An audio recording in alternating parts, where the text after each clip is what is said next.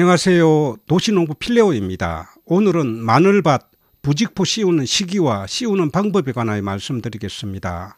난지역 마늘을 가꾸는 남부지역에서는 겨울에 기온이 많이 떨어지지 않기 때문에 보온을 하지 않아도 마늘을 가꿀 수가 있습니다. 그런데 겨울이면 기온이 영하 15도 이하로 내려가는 중부 이북 지역에서는 부직포 등으로 보온을 해 주어야 죽는 마늘 없이 품질 좋은 마늘을 수확할 수가 있습니다.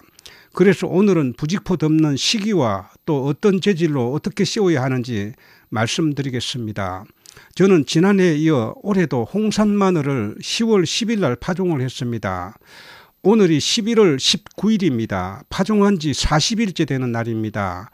우리 마늘은 현재 나지 않는 것이 하나도 없이 100% 다 올라왔습니다. 약 25cm가량 자랐습니다. 밑거름을 든든하게 해서 추비는 하지 않았습니다. 그러나 뿌리 발근을 위해서 2차례 정도 영양제 겸 뿌리 발근제를 뿌렸더니 40일밖에 되지 않았는데도 튼튼하게 잘 자랐습니다.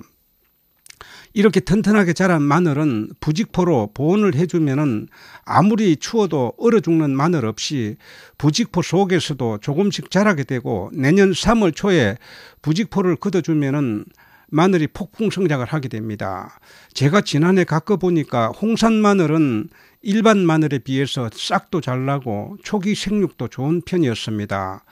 홍산 마늘은 우리나라에서 개발한 품종으로 지역과 심는 시기도 크게 구애를 받지 않는 품종입니다. 홍산 마늘을 난지역 마늘을 심는 지역에서 9월에 심어도 잘 자라고 한지역 마늘 심는 지역에서 10월에 심어도 문제없이 잘 자라는 품종입니다.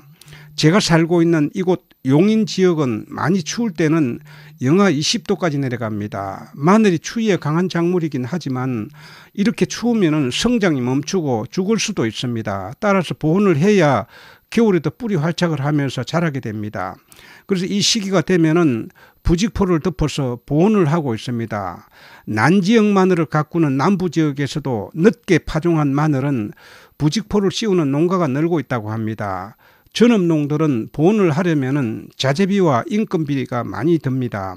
부직포를 씌우지 않아도 얼마든지 가꿀 수가 있습니다. 그러나 부직포를 씌워서 가꾸는 것이 재료비와 인건비 등을 제하고도 더 좋은 수익을 얻을 수 있기 때문에 요즘은 부직포를 씌운다고 합니다. 대표적으로 전남 벌교나 고흥과 같은 지역은 남부 지역에 가까운 지역인데도 부직포를 씌운다고 합니다.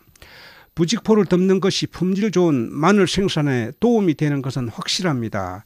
그렇다면 언제 씌우고 또 어떤 재질로 어떻게 씌워야 하는지 말씀드리겠습니다. 마늘의 생육 저고는 18도에서 20도입니다. 마늘이 자랄 수 있는 최저기온은 영상 4도입니다.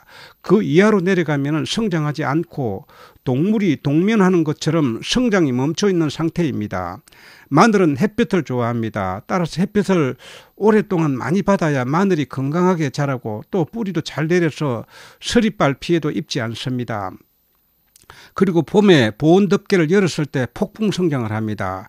그래서 너무 일찍 씌우면 보온 덮개 속에서 마늘이 약하게 자라고 웃자라서 물원병이나 녹균병과 같은 병에 노출될 수도 있고 또 벌마늘이 될 수도 있습니다.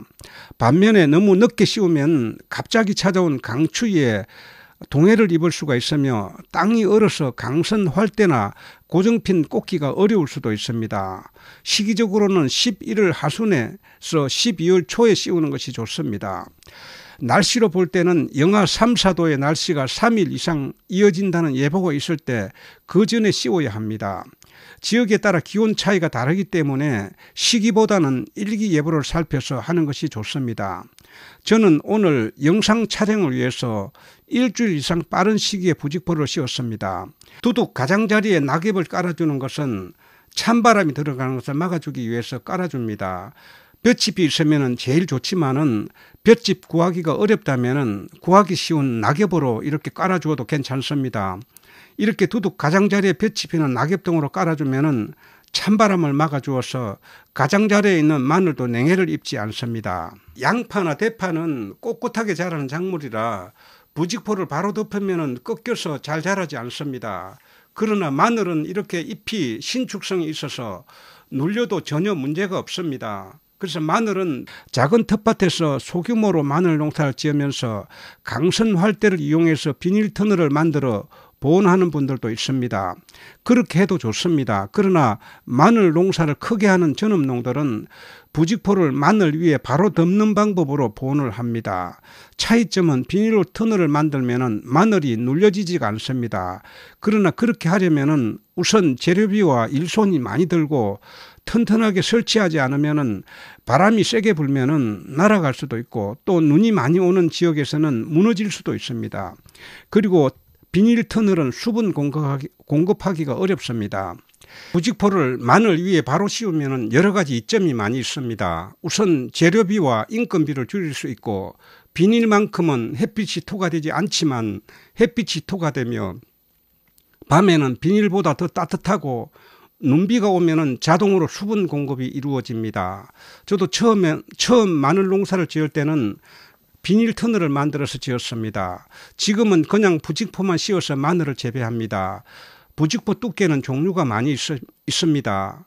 20g에서 100g까지 나옵니다. 너무 얇으면 보온 효과가 떨어지므로 최소한 50g 이상은 돼야 합니다.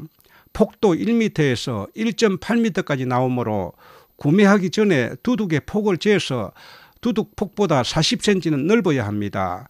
부직포를 씌우기 전에 볏짚이나 낙엽 등으로 두둑 가장자리에 깔아주면 찬바람이 들어가는 것을 막아서 가장자리에 있는 마늘을 냉해 보호를 할 수가 있습니다. 소규모로 마늘 농사를 짓는 텃밭에서는 부직포나 강선, 활대, 보온제 등을 구할 방법은 가까운 농자재 판매하는 곳에서 구할 수가 있습니다. 며칠 전 성남 모란시장에 갔을 때 그곳에 부직포나 볏짚과 같은 보온재를 판매하고 있었습니다.